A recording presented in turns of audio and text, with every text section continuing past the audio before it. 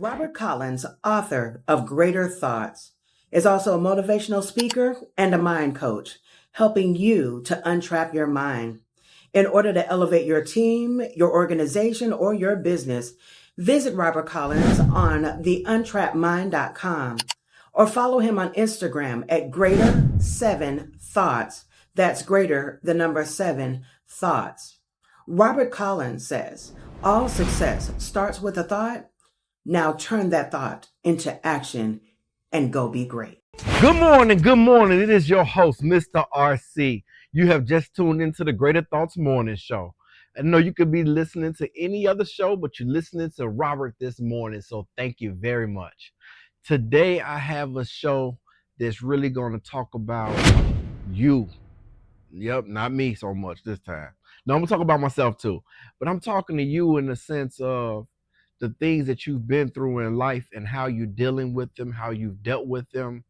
And so I really want to dig into the book Greater Thoughts today. And just, I wrote the book. Let me just give a little insight. If you don't have your copy of Greater Thoughts, go pick it up. The book uses spirituality, neuroscience, psychology, and what it does is it takes all three of those and blends them together to help you to actually recreate and repurpose your thoughts and to even replace thoughts of negativity. I'm getting a call right now that I must take. It's Miss Omega Autry. So she's tuning in to the radio show, but now she's on the radio show. Miss Autry, how you doing today? I'm doing well. How are you? You know, I took your call in the middle of the show just because you're a welcome Don't guest. No, you are a welcome guest. So Miss Autry, let me ask you one thing. See, this is impromptu right here. Yes, sir. Miss Autry, what is it that you've picked up the most from Mr. RC when it comes to Greater Thoughts? When it comes to Greater Thoughts, what I have picked up most is Mr. RC's positive attitude. Every time I'm in touch with him or hear with him or listen to him, he's always giving, not only is he giving some stellar advice, but it's always positive. How has that infected? I like that. How's that affected you? It has affected me because I've learned to take breaths based on Mr. RC's advice. Slow down, huh? Slow down, breathe, and things will really work out. Has the thing that I've taught you helped change your thought process? It has definitely changed my thought process for an aging, AGING person. Still learning. It has, because I see it in you, Mr. RC, so I know that it works. So it has definitely helped me. Wonderful. I will call you back after the show. Thank you for tuning in and being involved in the show. You got right on the show this morning. Bye. So, like Miss Autry, if you guys have followed along with the show, she's been on a couple of times. Miss Autry is one of the people to know here in the city of Charlotte. But no matter how old you are, you can always use help in the process of building your thoughts, growing your thoughts, replacing negative thoughts with positive thoughts, replacing thoughts of complacency with thoughts of growth. So today I want to dive into day 18 in the book Greater Thoughts. And on day 18, the quote of the day, the positive affirmation, the message of the day is, I am making the choice. You see, life is all about this. And it has to be you making the choice. So when it says the I am, you have to realize you're talking about yourself and the God that's within you. And God that's within you always wants you to make the right choice. And so that's so important. You know, we don't even get past the fifth word. And I'm already making sure that you have to understand, if you take your time in the book Greater Thoughts, how it's going to, drastically change your life.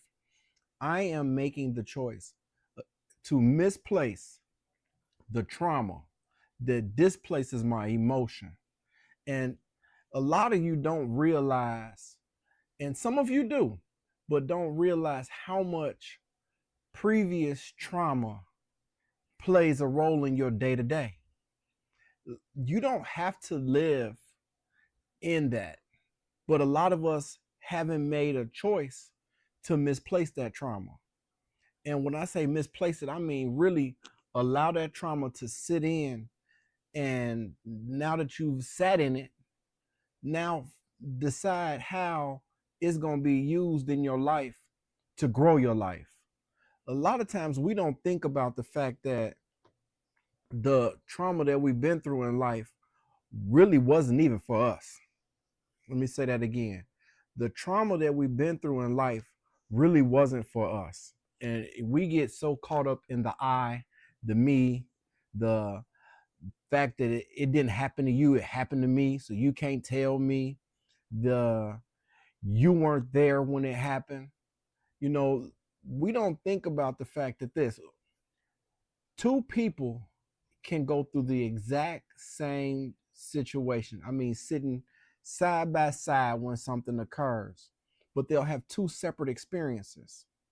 One person will be able to overcome it very easily. One person will have that trauma tear their life apart. And the biggest difference is going to be in the choice that's being made after the trauma occurs. And we take our emotions, and some of us we suppress them so much that we don't even allow ourselves to deal with the hurt or deal with the pain so that we can actually get past it. And when I said a minute ago that the trauma that we went through or been through, it really isn't for us in a lot of cases. It's for you in the sense that you have to grow from it, because life is a journey that you will have trials and tribulations. But just because you have trials and tribulations in your journey in life doesn't mean that it can't be mostly positive things that you pay attention to in your life. It doesn't mean that you're going to always be stuck in a rut. But what I want you to do is really pay attention to the fact that when you go through a situation that the trauma has misplaced your emotion, I want you to think about something. And this is where we have to do better as a group of people, collective. And I'm not talking about white people, I'm not talking about black people, I'm not talking about Hispanic people. I'm talking about people as a collective.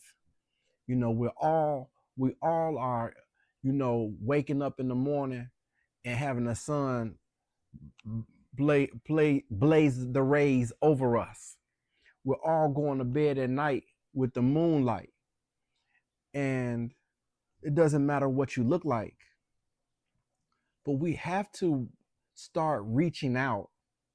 I guess that's really what the message is here as I'm continuing to process as I speak.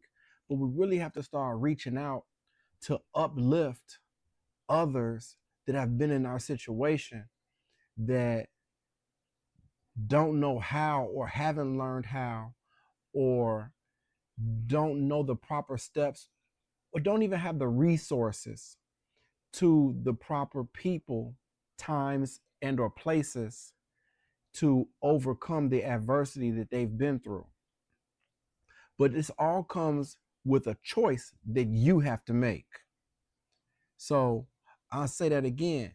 This comes with a choice, to misplace or to choose to misplace the trauma is a major thing, because we will take trauma and hold on to it. Sometimes we say we're gonna let go and let God, or we're not gonna carry these bags anymore. We're gonna let these bags go. Erykah Badu has one of my favorite songs, Bag Lady. If y'all don't know that song, check that song out.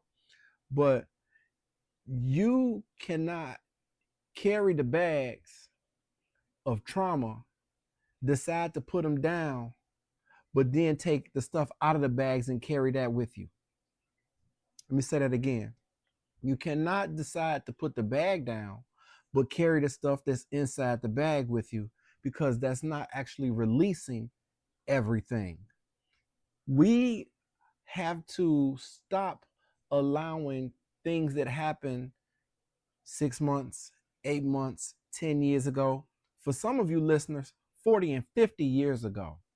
And I hope I'm hitting some spots for some of you guys. I hope this has you in your mind right now, wondering and wishing and trying to say, I wish I would have did it different. Well, listen, it doesn't make a difference if you didn't do it different back then.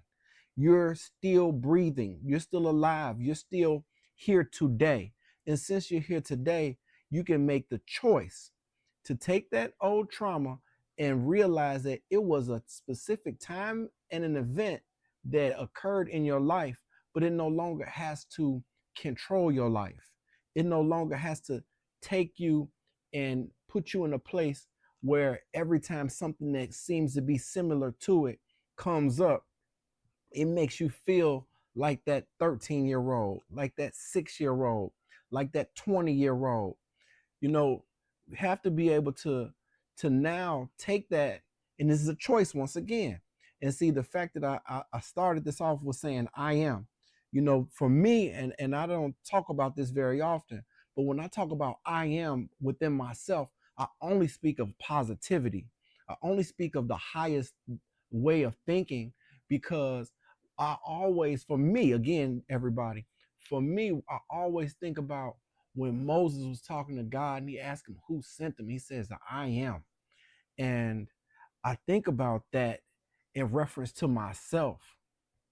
And I am, when you say I am anything, and if you believe that there's life and death in the power of the tongue, and so that's the scripture that goes along with day 18. Let me give it to you.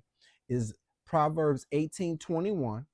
And the scripture is, the power of the tongue has power of life and death, and those who love it will eat its fruit. And that's the NIV version. Some versions say the tongue has the power of death and life. So either way it goes, what you say out your mouth is so powerful. So when I talk about what I am and who God created me to be, and I want you to think about this when you talk about who God created you to be. God didn't create you to live in your moment of trauma. He didn't create you to stay locked in a cage. He didn't want you to be trapped in your mindset. The Untrapped Mind, the book. He didn't want you to stay in that place. He knows that, hey, look, if Jesus had to endure some trials and tribulations and he endured the most, then you can endure them. But there's glory at the end of it. And so, good. There's glory at the end of it. But the glory only comes when you've made a choice. The glory only comes when you make a choice to let go and truly let God in. And when you truly let God in, what he'll do is he'll allow you to be able to have conversations and not carry the emotion that went along with the trauma. You don't have to carry that emotion, that hurt, that pain, that despair, that feeling that you're unwanted, that feeling that you're not needed, that feeling that for some of you, and I pray that that spirit is taken away from you, but some of you have that feeling of, I don't need to be alive anymore because of some trauma that happened to you a long time ago. Well, I rebuke that. I rebuke that thought process. I rebuke that spirit. And I suggest and I choose to do that. I choose to say that. I choose to speak that. And I hope that you do too. Make it a choice right now to say that I'm worthy. I am desired. I am happy. I am fulfilled. I have joy. I am the child of the Most High. Speak these things. And I'm telling you to do this because if you do not, the trauma that occurred will overcome your life. And what will happen is you'll treat people wrong, not even intentionally. Listen to me. You will treat people wrong, not even intentionally, but it's all because you have a wall up to protect yourself. But the wall needs to be broken down. So that way you can let somebody else in that's dealing with that pain, and you can be the one to help them. You know, again, all trauma is not for you. Matter of fact, pretty much all the trauma that we go through in life is not for us. It's so that we can have a testimony. I say it again, it's so that we can have a testimony. Today, you need to go and speak your testimony and watch how it helps deliver you. And I want to talk about the activity of the day. We don't have a lot of time today, as 30 minutes goes by fast, especially once I throw a song in on you guys at the end of the show. Or two. I think I might play that Erykah Badu. I'm just thinking. But the activity of the day says speak. That means to open your mouth. I allow myself to take old trauma and remove it from my current being. Allow it, now do this, allow it to be moved from an old experience in your life and no longer carry the trauma in your emotion.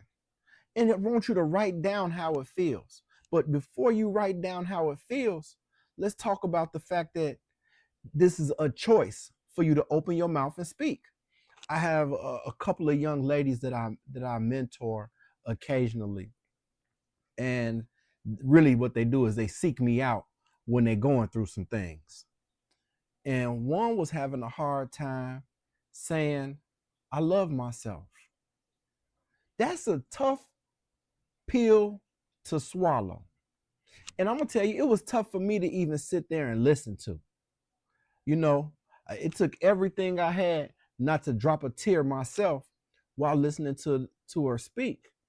But it was the trauma that she's been through. And I'm just going to be honest with you. It didn't change in that one conversation. That's why this thing is a process. It did not change in that one conversation. Now, today she can say it, but this has been after multiple conversations. It is a process to overcoming the trauma that you've been through. And some of us have been through a lot of trauma. So when we start talking about this, and I want to make sure I state this clearly. When we talk about overcoming trauma, I want you to remember that you can't overcome, well, you probably could. Overcoming the trauma is going to take a process. And I want to suggest not to try to overcome every bit of trauma that you ever had in your life all at 1 second. I don't say that it's not possible, because I believe that God can take away anything at any time, but your faith is going to have to be strong. And it takes the faith of a mustard seed, it says, to move a mountain, which is very small faith. But at the end of the day, it's going to require your faith. And some might say, well, I've been through a lot of trauma. Well, what I want you to do is take and break this down into pieces. Let's start with one trauma. Let's break that one trauma down. Open up your mouth and say that I no longer allow. For me, here's one. I had a gun put to my head, and some of you may know that I've mentioned it before, and I was robbed. And there was an emotion that was tied to that happening in my life. And I had to say, I no longer allow the trauma of being robbed and the emotion that I felt to hurt me and have me feel like I want to harm someone anymore. And I had to say that because every time I thought about that time when I got robbed and that gun was to my head, I wanted to take the young man's life that did it. And I had to release myself of that, because that is only eating me on the inside. It's eating me up. You don't realize, I had something stolen from me one time that was by a person that I cared dearly for. And every time I would hear the person's name, I thought I would go get him back. I had to release myself of that. Sometimes we put ourselves in situations that we decide to hold on to it. But the word of God doesn't tell you to hold on to it and stay angry with people and stay frustrated and be unhappy. Your unhappiness is only eating away at you. You are sinning unintentionally. That's what I was talking about earlier about doing it unintentionally, treating people in the wrong manner unintentionally. You know, you're supposed to love your spouse like you love yourself. You're supposed to love your neighbor. You know, how do you love God or whatever form of God you believe there is? Because everybody has their different relationship with God. I don't want to get into that for you. But how do you love God who you've never seen, but you can't stand your sister? You can't stand your brother. I don't talk to my mother. I don't deal with my father. But I love God and I'm going to heaven. I love God. God is the leader of my life. All these things we say, but I can't stand the person that sits next to me on the couch and live in the house with me. How do you treat people that way and think that God, who's going to measure you with the same weights that you measuring somebody else, how do you think God's going to deal with you? And so what I want you to do is start removing the emotion that goes along with the trauma that you had that has you mistreating people. But more than anything, mistreating yourself. See, I'm passionate about this. I'm passionate about this. The way that you deal with your trauma has a lot to do with the way that you love yourself. And then it has a lot to do with the way that you love other people. You know, I was in a conversation not too long ago where a young lady was saying that she want to start cutting off all the people, or she gonna cut off all the people that don't treat her the way that she treat them. And I get it. I'm not telling anybody to be a fool. You know, at the end of the day, I'm spiritual, but I still made in flesh. And I have to fight this flesh every day. Sometimes I think the wildest things, and I have to come back and I have to give myself a greater thought. Let me tell you. But and she was like, it just goes to show the way that they love me. And I was like, really? It really goes to show the way that you love. You focused on their love, but you really should be focused on your love. The fact that you continue to be good to somebody shows how much you love. Everybody wants to focus on the outside, but we don't want to focus on the one thing that's most vital, which is that mirror. So that mirror is a tough thing, because when you look in the mirror, all you think you have is yourself. And when you look at yourself, how do you treat yourself? Do you treat yourself well? Because when you treat yourself well, you show love to everybody. That's right. I said it and I'll say it again. When you treat yourself well, you show love to everybody. When you don't show love to people, that's a representation of how you feel about yourself. So if you're out there, sitting in your car listening, if you're at home, making some breakfast, wherever you are, you think about the way that you treat your sister. You think about the way you treat your brother. You think about the way you treat your mother. You think about the way you treat your father. You think about the way you treat your wife. You think about the way you treat your husband. You think about the way you treat your child or your children. Because see, the word also tells us to not provoke our children. And some of us are provoking our children. There's a lot of kids out here that are making bad decisions because they've been provoked by their parents. It's a lot of parents that have made bad decisions with their children because they have trauma that they have not released since they were a child. And what we have to do as a community of people is we have to get ourselves into a mindset that goes along with prosperity. Prosperity comes when you release trauma. Prosperity comes when you look to help others.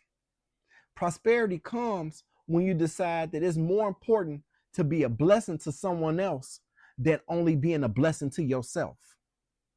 Because see, what you put out will come back to you.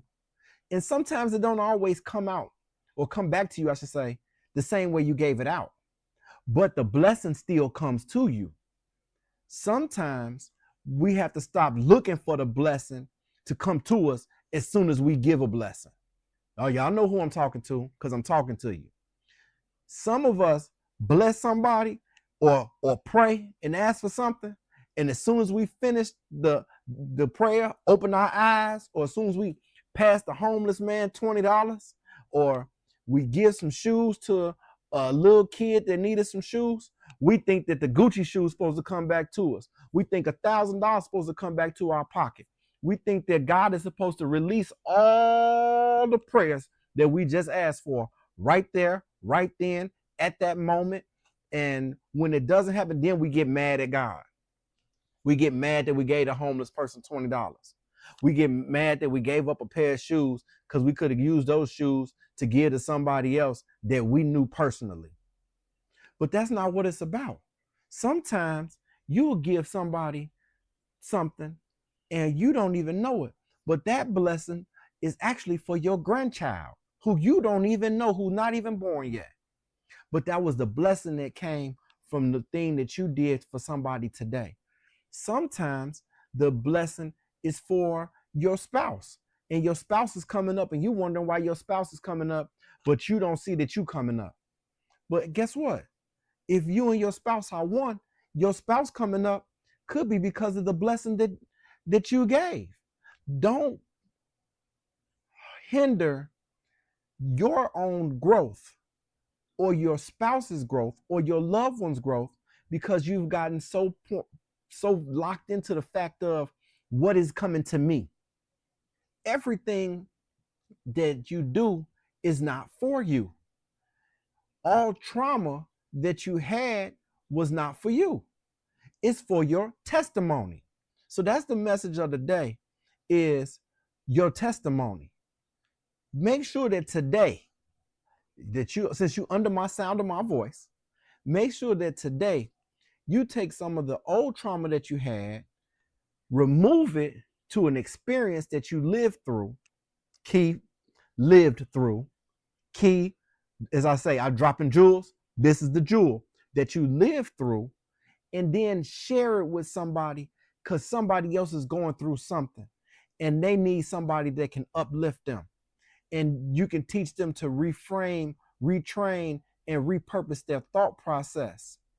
Now, before I leave, I got to remind you, all success starts with a thought. Take those thoughts, turn them into action, and go be great. Enjoy the last song. Love you. Tune in again next Thursday, 8 a.m.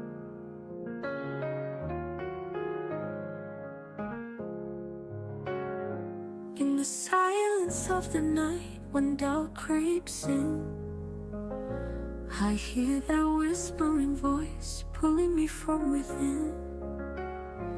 The weight of the world tries to break my soul, but I rise from the ashes, determined.